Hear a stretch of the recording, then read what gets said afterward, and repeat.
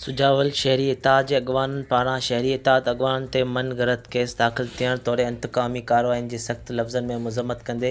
وڌندڙ زيادتين ۽ شهر جي مسئلن جي حل لاءِ جدوجهد کي تيز ڪرڻ ۽ سڀاڻي خميس جي ڏينهن تي ڀرپور احتجاج جو اعلان ڪيو ويو آهي. ان سلسلي ۾ شهري اتحاد سجاول جي اڳواڻن يونس بان اعظم عمراني منير मेमन سراج لوهار ۽ ٻين press club Sujawal ۾ press conference ڪندي چيو ته سجاول شهري اتحاد سجاول جي شهرين تي مشتمل هڪ سماجي فارم آهي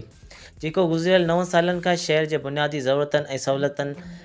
لاءِ جدوجهد ڪري رهي آهي. سجاول شهري اتحاد ڪنهن به سياسي ڌر جي مخالفت يا وري ڪنهن به سياسي ڌر جي حمايت تي يقين نٿي رکي. شهر ۾ پاڻي جي کوٽ بجلي جي لوڊ شيڊنگ بدامني سميت شهر جي ٻين مسئلن تي آواز بلند ڪندي رهندي آهي. هنن چيو ته سجاول ٽاؤن ڪميٽي جي اڳواڻي چيئرمين شير علي شاهه چيئرمني واري وقت کان اڄ تائين شهري اتحاد جي عهديدارن ۽ ميمبرن خلاف انتقامي ڪاررواين ۽ نازيبا ٻولي جو استعمال معمول بڻيل آهي.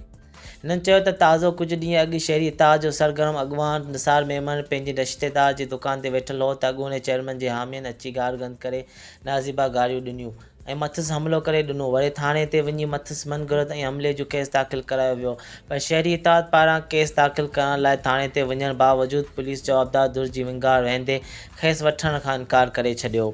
अॻवाननि इंतकामी कार्रवाइन तौर निसार मेमन ते कूड़े केस दाख़िल थियण जी सख़्त लफ़्ज़नि में मुज़म्मत कंदे शहरी इतिहाद पारां सुभाणे ख़मीस जे ॾींहं ते भरपूर एहतजाज जो ऐलान कंदे chief justice Sindh high court वॾे वज़ीर IG सिंध समेत आला अख़्तियारनि खां फ़ौरी नोटिस वठण ऐं इंसाफ़ जी फ़राहम करण जी घुर कई आहे.